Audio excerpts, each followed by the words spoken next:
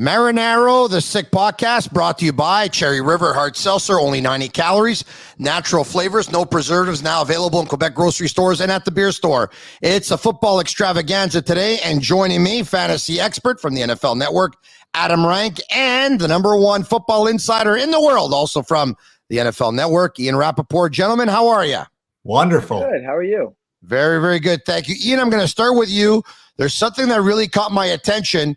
Aaron Rodgers went on with Pat McAfee at Sirius XM and said in the interview that treatments for COVID-19 such as ivermectin and hydroxychloroquine are being secretly adopted by NFL teams. He said, quote, "I do know behind the scenes, this is 100% true, there are many teams who are recommending a lot of the same treatments that I got for their players." And he got this treatment from his buddy, Joe Rogan. Ian, there's been no denial from the NFL or their teams since. Can this be true? I don't know if it is or is not true. I just know I have not received anything to substantiate this or corroborate this. And I think, Aaron Rodgers is a great quarterback, and he has had a great year, and he's probably going to continue to have great years unless he decides to retire. He is not a doctor, and he is not a scientist. And when it comes to football, if Aaron Rodgers is breaking down plays, how Devonta Adams gets open, or how he picks apart a defense, I will definitely listen to him. I would only listen to him on football things, definitely not science or medical things. I feel like that's a pretty firm policy, and I will stick with that.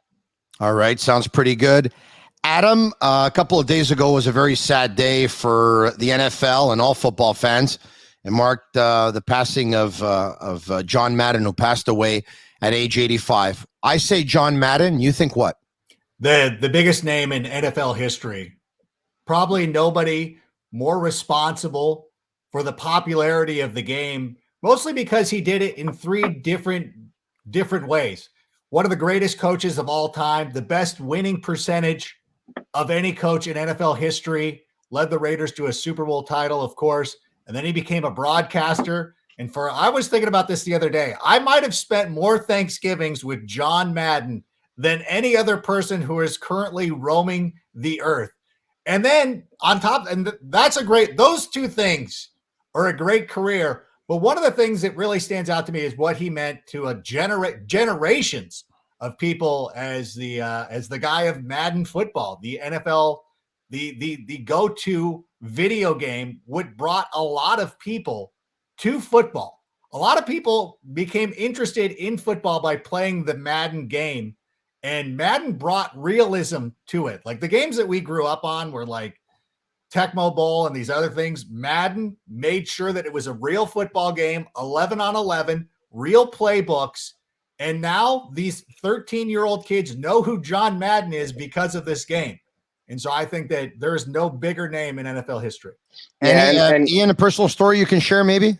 Yeah, unfortunately, I never got the chance to meet him, which is, upsetting. I always hoped I would, and I didn't.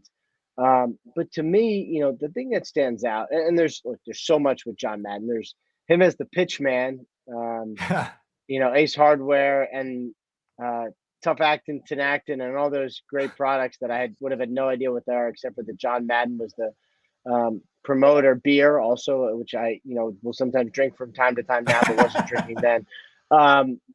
There's the video game, which obviously is hugely popular, and you're right. Like basically what he said was, if it's not going to be realistic, we're just not going to do it, because football should be real and we should show it real. And, that kind of changed the game there. But the thing that stands out to me was when you listen to him, like he clearly loved football, and it felt like his goal during a broadcast was to show you why he liked football and why you should like it too.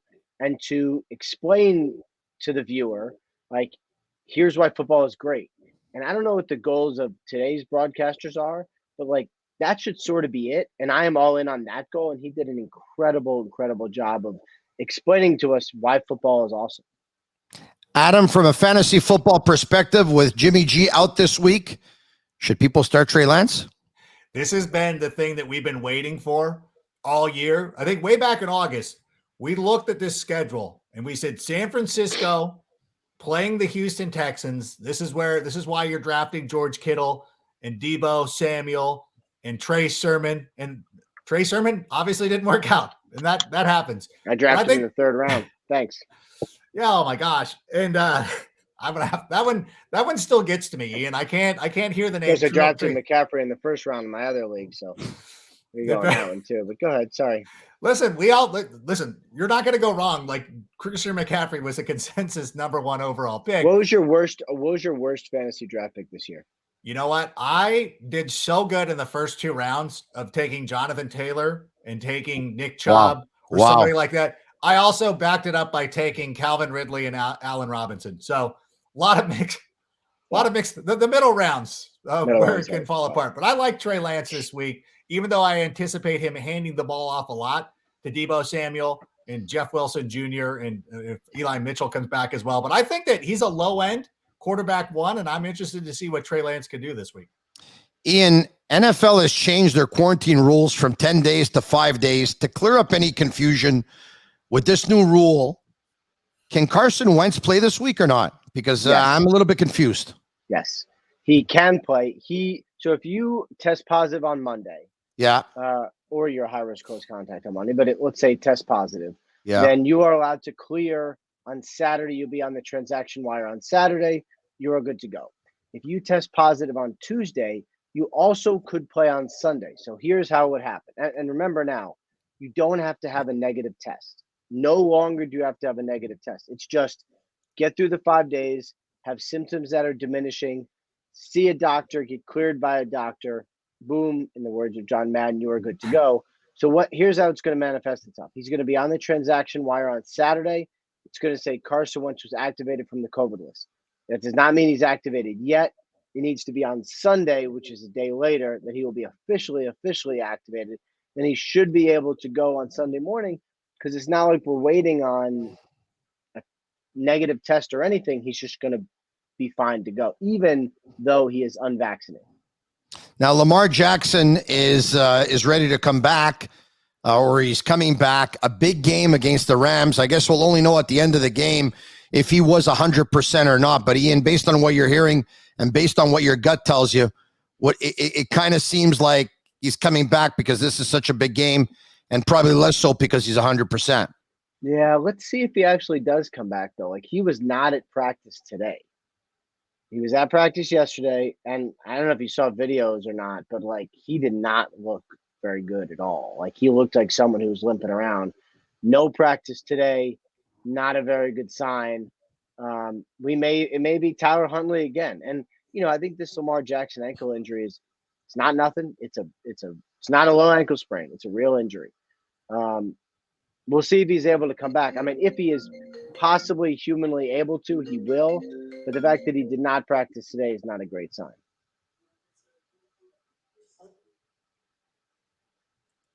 Sorry about that. Do I hear you guys? Yeah, we're here. All right. Okay. So I don't know what happened there. All right. Justin Fields, I want to talk to you about him, Adam.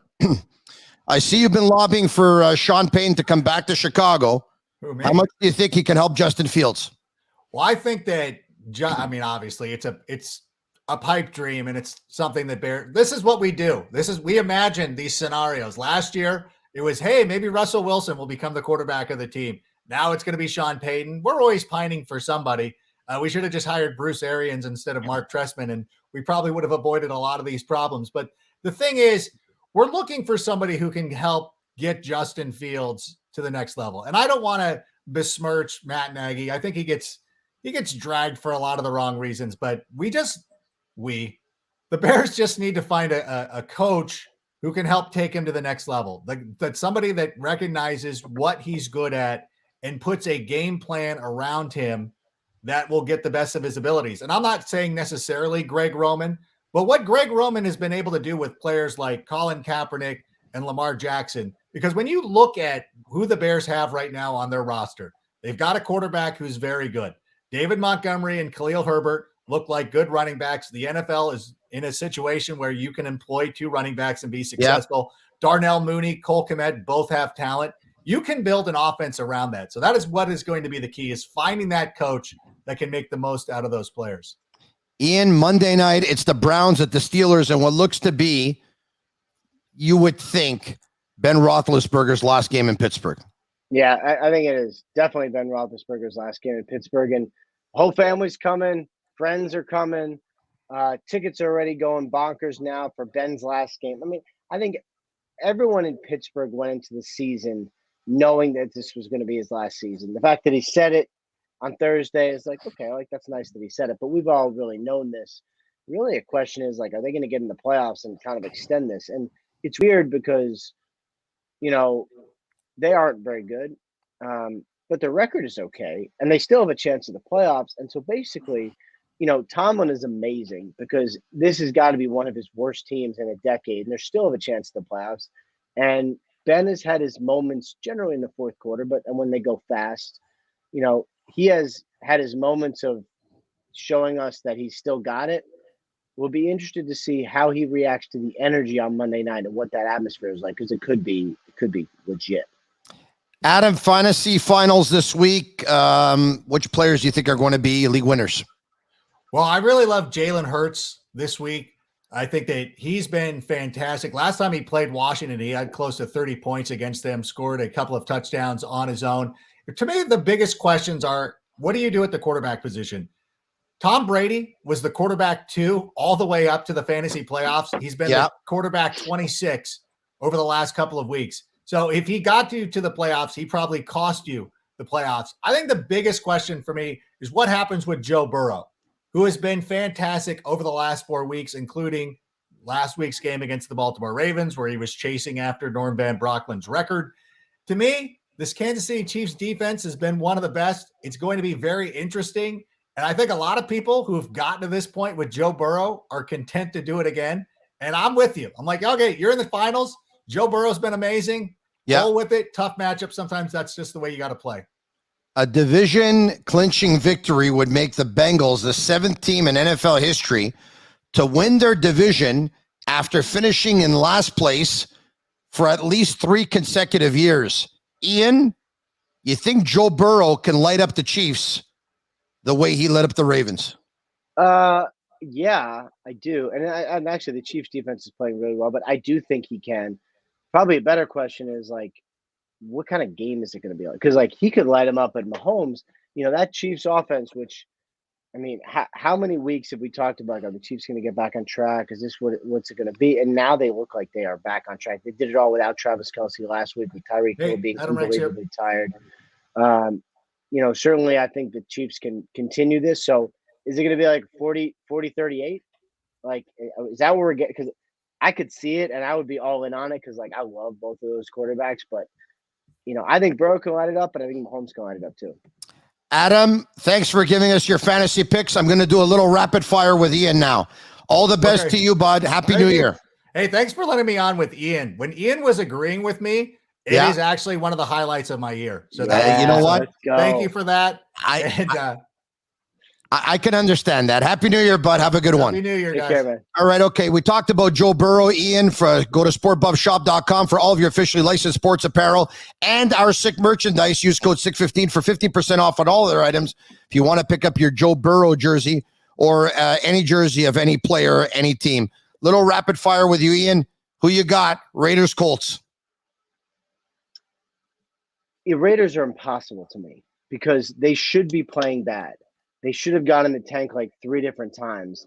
They have no head coach, and they kind of haven't. And I don't really understand why. I mean, they are talented enough, but I guess probably the Colts. They're going to get Carson Wentz back. They got all their offensive linemen back. They're going to be able to pound the rock. I would say probably Colts, but I wouldn't say the Raiders are giving up just yet. Dolphins, Titans. The Dolphins are on a roll, man. They've won like My 7 God. straight. They It's might unbelievable. make the playoffs. It's incredible. Titans are probably in, although I think if they win, they are definitely in. I say probably the Dolphins just because that's the way they've been playing this whole year. Rams, Ravens. I think the Ravens are just too beat up. I don't think they're going to have Lamar. Maybe not. We'll see. But it's the fact that he didn't practice today is not a good sign. Baltimore says too many holes, too many injuries, too many COVID situations. Chiefs, Bengals. I think it's going to be a shootout. I think the Chiefs probably win, but I'd love to see the Bengals win, wrap up this division, and celebrate really an incredible 3-year climb. Broncos, Chargers. I think, Broncos are in a tough situation. They got a bunch of COVID issues. They have, number 2 quarterback starting. I don't think it's going to go well for the Broncos. I would say that. All right, 2 more. The Cardinals and the Cowboys. I want to ask you about that one.